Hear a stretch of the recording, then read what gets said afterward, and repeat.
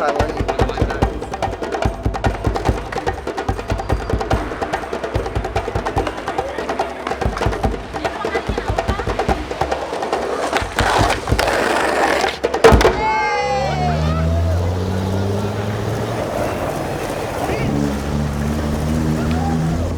that moment when we were skating through the streets, looking back, seeing all the kids like skating with us, that I truly felt like, oh dude, we're in Kenya, we're actually skateboarding. Skating in South Africa is really big, whereas here it's still a small collective. This energy here is still very young. I saved some money when I was living in the streets. I used to save like 100 when I could get some money from guys. And then I bought my first trucks. My first board was like kind of bad because it did not have like the tail and the nose, and it had like different wheels. Like these wheels were small and these ones big ones. Living on the street was so bad because like we used to sleep on the ditches. They're so cold. Yeah, and sometimes you sleep hungry without eating. We used to sleep here. Here sometimes, here sometimes. I was 10 years old when I started living on the streets. We used to beg from people 10 shillings, 20 shillings, then you can go buy some food. To get something to eat? Yeah. So as far as skate scenes go in Africa, I've always seen a lot of content coming out of Kenya online, whether it's on Instagram or Facebook. Nairobi being like an economic hub of East Africa, there's obviously a big city, and where you have hustle and bustle, you have people engaging with public space. So I connected with George from the Kenya Skate Society online, hit him up and see if he'd be down to show us around and show us some spots. Uhuru Park means freedom, and Uhuru Park's significance is like people to chill, like somewhere to people to rest and chill. The podium is where people usually skate there, and like during public events, like the president usually goes and says his speech. We used to come here like every day, borrow some boards and skate and teach ourselves some tricks. Yeah, ever since.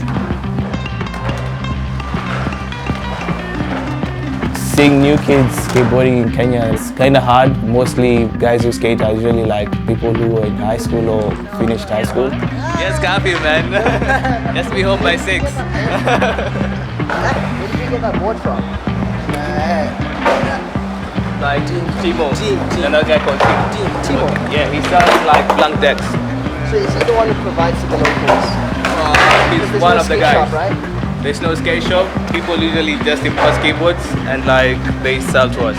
The moment I met them, I felt this essence of core skateboarders, you know? And to find out that they were street kids sleeping at Uhuru Park and slowly working their way to being accepted by society, making sure they wear clean clothes so that they're not treated like street kids, just so that they can skate and be around everyone and not be judged too much. When we arrived to Uhuru, they just came towards us with so much love. They were welcoming me into their home.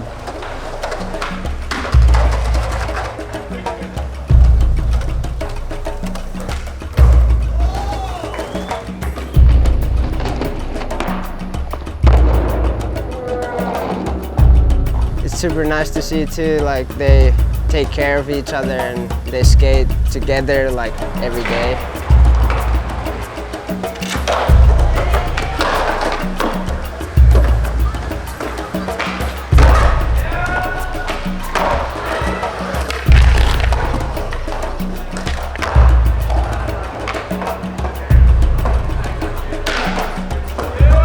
This gap is so big. When someone holds this gap, you're so stoked and how did you make it? But the first time I held the gap, I was happy. Like the feeling how when you roll up, so happy. Balo, we gave him a skateboard, and like within like some months, he knew how to kickflip. And we were like, what the hell, man? This is crazy. I've never seen a street kid kickflip. So like he continued and like he landed heel flip, pop shelves. Like it was so crazy how his progression grew.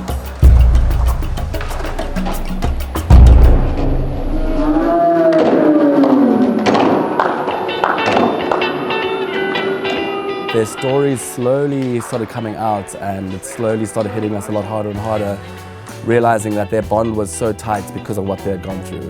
They've got off the streets and now in an orphanage going to school. They are on the straight and narrow. I think they made a couple bad choices in their lives, and it's just so good to see how positive they still are about their circumstances. I think skating's actually kind of saved them. They skate every day, they go to school every day, and it's just really inspiring. I think they were super inquisitive as well. They were full of questions, which I think is amazing.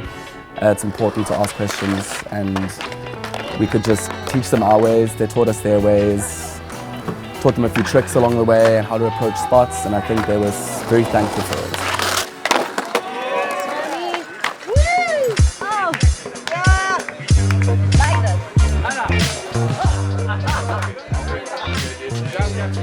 To just spend 2 weeks with all these different skaters at different levels has been so inspiring.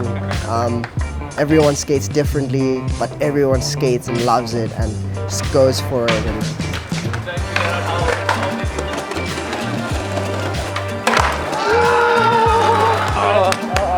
That was so good. Amazing, dude. I didn't expect that one to be alive for sure. Like learning a new trick, there's no other feeling like it. George is, I think he said he was 23, and he's a young skateboarder who's grown up in Nairobi, and besides just skating, he's obviously passionate about the culture of skateboarding. So, for example, he's in a band called Power Slide. All the members of the band skate. They even won a music video award in Kenya for best music video. He plays music, but I don't like it. Music is not very promising as a career. So one of the ways he's come up with to try and make a living working in skateboarding is to do skate lessons at a skate park like Shangilia. So Shangilia is an orphanage, and it's a school for also kids who cannot pay school fees. So it caters a bunch of kids and brings them together, and like also they have a skate park to skate as well.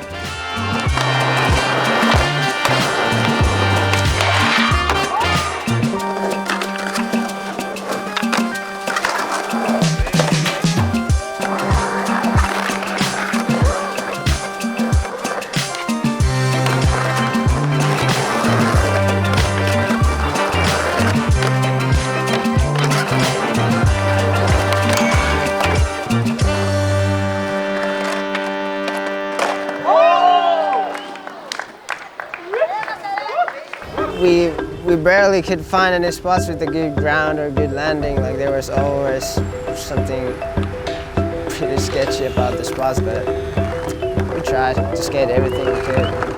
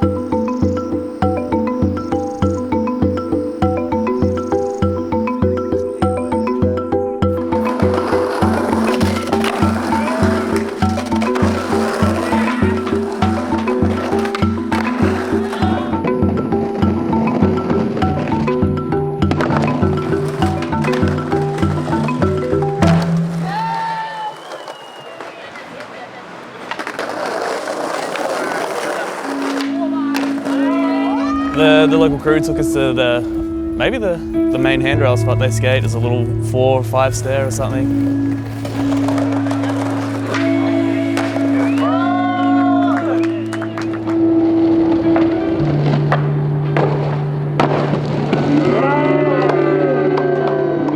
And yeah, Sam Maguire, the photographer on this trip, taught little Sam how to take photos. Maybe be like this, right there.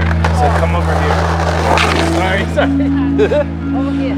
Yeah, and then look through And it. then when Balo was trying see it the now? front board shove, there was this one kid who was super high.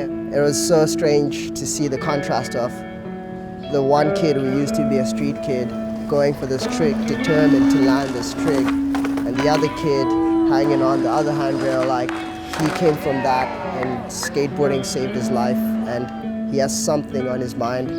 He has a front board shove, he has to do it, and this kid is just there. He's like an enigma. That determination that Balo had to land the trick just literally reminded me of why I love skateboarding so much, why it's so important to go push.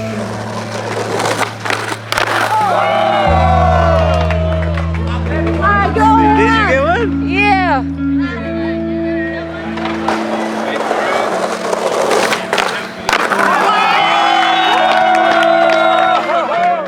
Because he's so charismatic, it just like lightened up the energy at the session. And it was amazing for him to then shoot the photo of Balo's front board shove, and he was just like over the moon.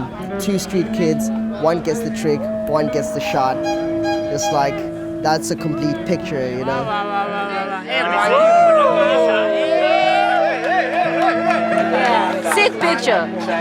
I'm so proud of myself. Proud of yourself, kid. Whoa, Thrasher. Woo.